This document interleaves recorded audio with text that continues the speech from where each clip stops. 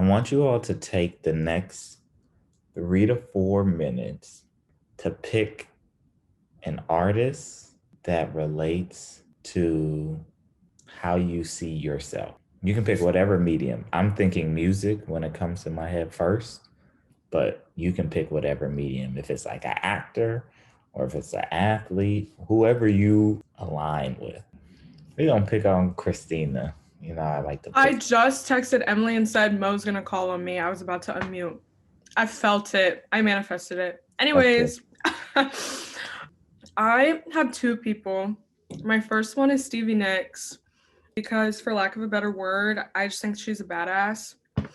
And I think I'm a badass. But she, if anyone doesn't know, she was in a whole band, Fleetwood Mac, with her ex, Lindsay. And she wrote a whole album about him. They went on tour. She sang that right to him. And I think I'm the type of girl that would do something like that. My other one's on the complete opposite side of the spectrum, Maya Angelou, which I feel like I should not be comparing myself to her at all. She is a queen, but she has some of my favorite quotes. My favorite one's actually on my desktop. It says, "My mission in life is to not merely to survive, but to thrive and to do so with some passion, some compassion, some humor, and some style." That's one of my favorite quotes. I don't really know why I feel like we are alike. I don't think that we are. I just admire her as a person. So yeah. Hey, you snap. Let's give her a round of applause. I like to do snaps today, but yeah, we're gonna snap it up. Hey, lit. All right, Leslie, you're my next person. Who is the artist that is a reflection of who you are as a person? Okay, so I'll have two. Does it have to be a musician or does it could be anything? Anybody? So I'll do number one, Salvador Dali, because his artwork is very eclectic, but at the same time, he's very versatile. And I feel like my photography and videography, I'm trying to mimic that in the same lens. And so I'll do that. And then for my second person, I would say probably Flo Millie, because just the way that she comes off, like she just doesn't care. She's unapologetically herself. And that's something that I'm still working on, but that's definitely, excuse me, definitely something that I want to aspire to be in my career. Okay. And then last but not least, we're gonna pick Cheyenne. Cheyenne, who are your artists? I know one of Me. them, but Yeah, I mean, I don't have any other answer besides that, so I feel like I'm not giving you a good answer. But if I can make Taylor Swift fit the answer of any question, I will try hard to do so. So that's what I got. But I feel like that was a boring answer for everyone. why is that your answer? Obviously, I don't think I'm like her or anything. Definitely not. But I just really like her. I really admire her. So When we think of this phrase that I've thrown out at you all since the beginning of this internship, all you have is all you need. What does that mean to you? And we're gonna start with Bryn. Oh my God. Okay. All you have is all you need goes back to self-actualization. You put out into the universe what you want, and you're gonna find that what you need is going to come to you. And you're also going to find that what you have inside of you is what is going to let you find what you need inside and outside of you. Good. So, what are some of those things that you all want?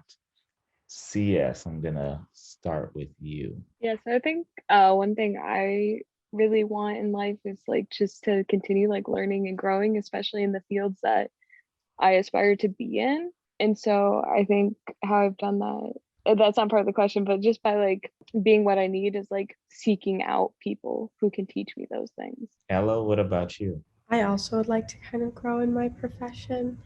I think like making more connections too, and like putting myself out there, being confident in like the skills that I have and using that to like grow in the direction that I want to. When we think of that, I broke that phrase down, but the first part of all of you. So what does that encompass? Like wants versus needs, right? And I'm sure we all have heard about this idea of wants versus needs, but really taking time to analyze, right? What is something that you want versus what is something that you need? And especially thinking about this when it relates to your career. because there's a lot of things that we get caught up in with like potential things that we might want. But like, what do we really need at the bottom of it or behind it, right? For me, when I first started corporate, I thought I just needed a lot of money, and I was making some good money at that job, and it was the most boring job ever, and I hated it. And that could not keep me there. But what I came to find out is like I really want to do something where I could be creative and like express myself in a new way. And that takes time, right? So don't like get down on yourself if you don't know what you need. You have to test it out with different jobs. That's why internships are important, part-time jobs are important, doing like little projects and like doing stuff in school and like testing it out. Like that's where I found what I really liked, which was events and like hosting and like interacting with people. Those are the three things that I did really well in my fraternity, and I really loved those elements of my life.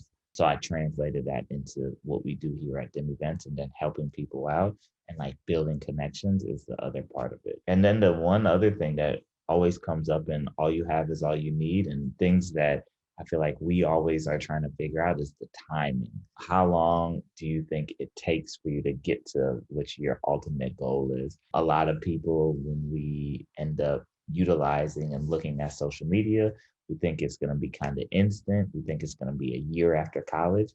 But the thing that we really hope for is through these career panels that you all are seeing, it doesn't work right just like that, right? You might go to college and study PR, but then you might end up being in the workforce and be like a marketing manager or someone who loves IO, right? Those are the things that can change within you. And it's really good to spend that time to reflect, which we talked about in self actualization, and taking time to trust your process, not just comparing yourself to the process of others. And that takes a lot of time, and it takes a lot of constant reminders. So a lot of like work on yourself and continuously telling yourself like, look, I'm good where I am. Let me really understand what I'm doing in this space and what I'm learning within this space. Because a lot of the great opportunities that we have, whether it's a part-time job, whether it's an internship, whether working in your sorority or your fraternity or organization on campus, you're learning all of these tools and these resources. And what I wish I would have done back then is organize my thoughts out during that time and write out what helped me during that time or what I learned during that time. Because now I can reflect and tell you all, like when I was in my fraternity, I enjoyed these three things, but I didn't understand that those were the three things that I enjoyed back then.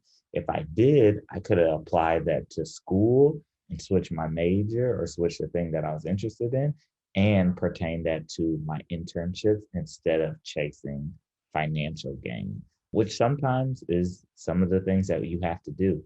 So, like I said, for instance, with my situation, I needed a job right out of college, and I had to take that job because otherwise I had to move back home to Minneapolis, and I was not trying to do that. So, in some instances, you have to work on that balancing of saying, you know what, I'm going to be at this job, and then I'm going to use this job to catapult me to the next job.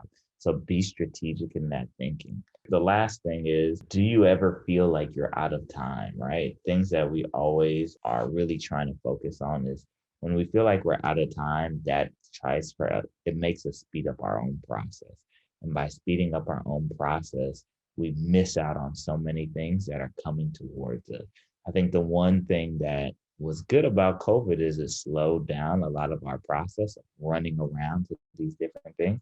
And it really showed us what we enjoy doing or what our full process is like because we could stop, comprehend some things. So I urge you all to not rush on other people's timing. I was just talking to someone about this, but work on your own timing. Even though someone might say, hey, you know what? I got this opportunity for you. I need to know by tomorrow. Sometimes you can go back to them, right? Because I remember when I was younger, and it was someone older, a little bit more higher up in the company, I would feel like, oh my gosh, I got to get this done tomorrow, or I got to give them a decision tomorrow. But sometimes you can go back to them and say, hey, is it possible that you could give me like 2 days or something of that nature? And by doing that, now you have more time to reflect to see, am I rushing for this because of the money, or am I rushing for this because I really enjoy it? or am I rushing because they're rushing me? And when you ask yourself those questions, it helps for you to make better decisions, because the biggest thing is all you have is all you need. So your answer is within you. It's never on the outside of you, right? It's very rarely on the outside of someone telling you, do this, right? That's where most people get really confused. And the reason why I said, who are some of your favorite artists, is because I'm sure most of your favorite artists, like a few of you have said, are those people who don't care what other people are saying, right? They're making the decisions from all inside of them. And that's why a lot of the times in culture and society, we emulate those people, but we don't reflect what they're doing within our own lives, because we say, oh, they're a celebrity, they can do that. I can't do that. But in reality, you can do that, right? When you're at the business table, when you're negotiating on the job, do what you need, right? And some of our panelists talked about that, saying like, hey, I need an extra week of vacation because I know when I go out on vacation, I come back even more inspired, right? Or some people might say, hey, I need an extra month or a few more weeks before I start this job because I really need to take this time to be with my family. That's how I feel grounded. So don't be afraid to make those suggestions and have a dialogue. I think all of us talked about this in your interview presentation, where your pitching should be a dialogue. So never forget that your pitching doesn't only apply to like a presentation, it applies to real life. So even when you're negotiating these things, when you're negotiating, and we'll talk more about this, like what to do when you get into in front of people. I couldn't find my notes for it, but we'll get to that and we'll talk about what to do when you're in person. But one of the things that I've reiterated and talked about so much is when you're having a dialogue, you're able to extract information. So let's say, Lucia is to my left, so I'm going to pick on Lucia. Let's say Lucia has a job, she just got a job, but her family is going on a vacation. She loves her family. Her family is the main thing that keeps her grounded and very is important to her, but the job wants her to start a week earlier.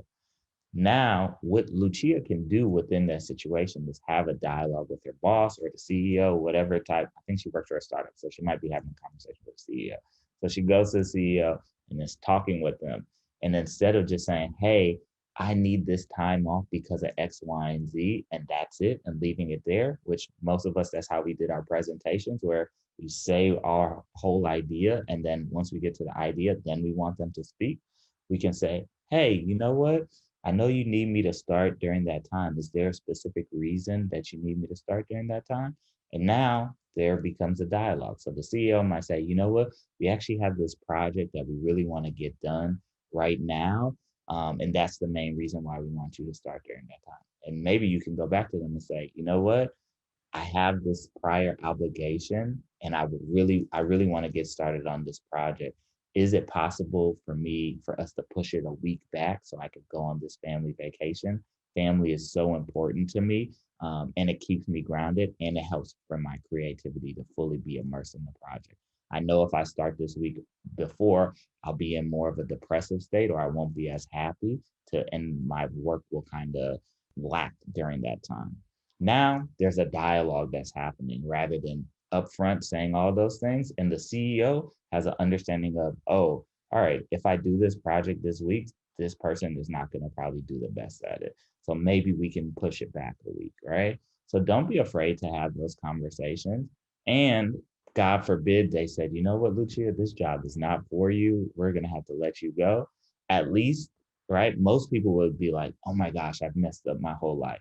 But what you really just understood, God forbid, we won't put that energy out there because that's not going to happen. But God forbid, if that did happen, that shows you, and that's a warning sign that you probably shouldn't work for that company because they don't care about who you are as a person and they don't care about your process. So those are things that you want to find out earlier rather than later, because then you get into the job, you get stuck in it, and you have a financial commitment, and now you can't work your way out of it, right? And now you just feel trapped and you're in more of a depressive state rather than being in a happier state. So a lot of companies now are understanding how mental health works and how it impacts their job. So being upfront and having those discussions are really important, so you can progress and move forward in your career. Did that all make sense for all of you? Cool. So I think that's something that you can really apply to the work that you're doing and in the careers.